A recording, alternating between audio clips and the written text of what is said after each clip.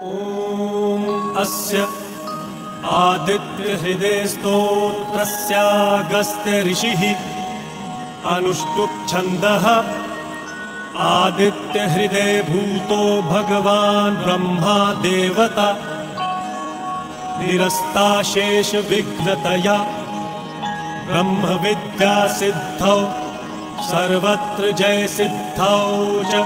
विनियोगः। ॐ भूर्भुवः स्वः तत्सवितुर्वरेण्यं भर्गो देवस्य धीमहि धियो यो नः प्रचोदयात्।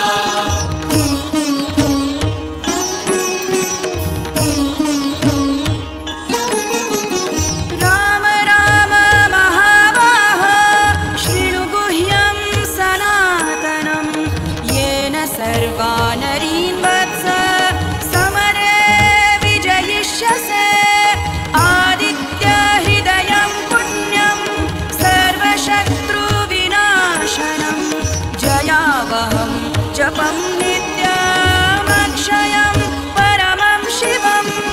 सर्वमङ्गलमाङ्गल्यं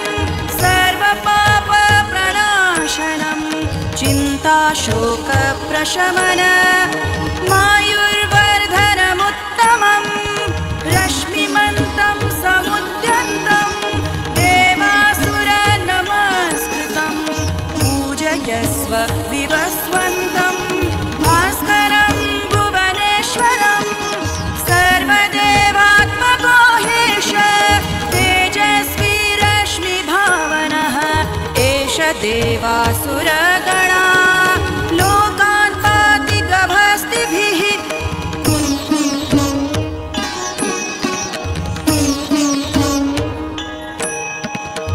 एष ब्रह्मा च विष्णुश्च शिवः स्कन्दः प्रजापतिः महेन्द्रो धनदः कालो यमः सोमो ह्यपाम्पतिः पितरो वसवः साध्या अश्विनौ मरुतो मनुः वायुर्वह्निः प्रजः प्राण ऋतुकर्ता प्रभाकरः आदित्यः सविता सूर्यः खगः पूषा गभस्तिमान् सुवर्णसदृशो भानुर्हिरण्यरेता दिवाकरः हरिदश्वः सहस्राचिः सप्तसप्तिर्मरीचिमान् तिमिरोन्मथनः शम्भुः त्वष्टामातण्डकोऽंशुमान् हिरण्यगर्भः शिशिरः तपनोऽहस्करो रविः अग्निगर्भोदितेः पुत्रः शङ्खः शिशिरनाशनः व्योमनाथस्तमो भेदी ऋग्यजुः सामपारगः घनवृष्टिरपां निद्रो विन्ध्यवीथिप्लवङ्गमः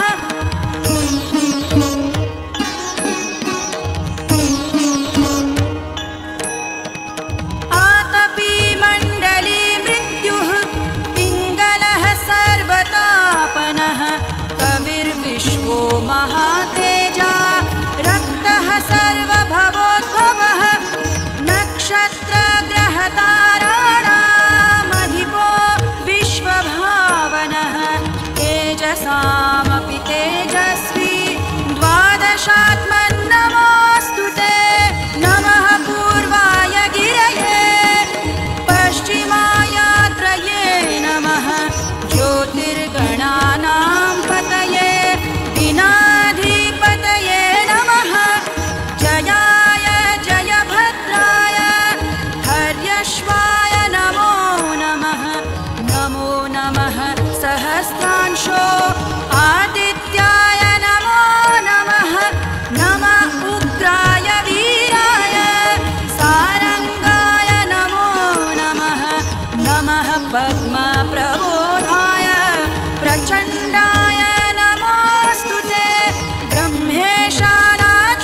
ज्योतिषाय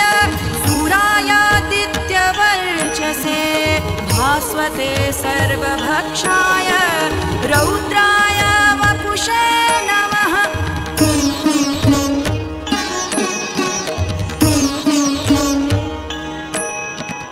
तमोघ्नाय हिमघ्नाय शत्रुघ्नाय मितात्मने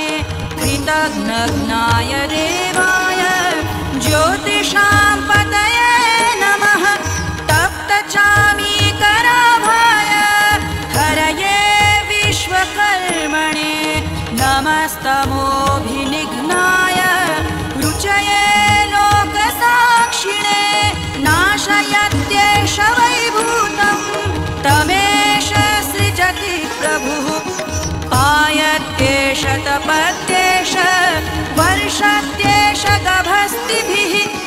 एष सुप्तेषु जागर्ति भूतेषु परिनिष्ठितः एष चैवाग्निहोत्रं च फलं चैवाग्निहोत्रिणां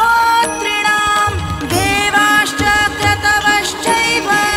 क्रतूनां फलमेव च यानि कृत्यानि लोकेषु सर्वेषु परमप्रभुः एनमापत्सु कृच्छ्रेषु कान्तारेषु भयेषु च कीर्तयन् पुरुषः कश्चिन् नावसीदति राघव।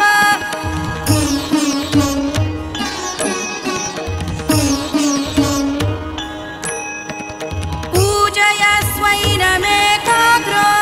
देवदेवं जगत्पतिम् एतत्त्रिगुणितं जप्त्वा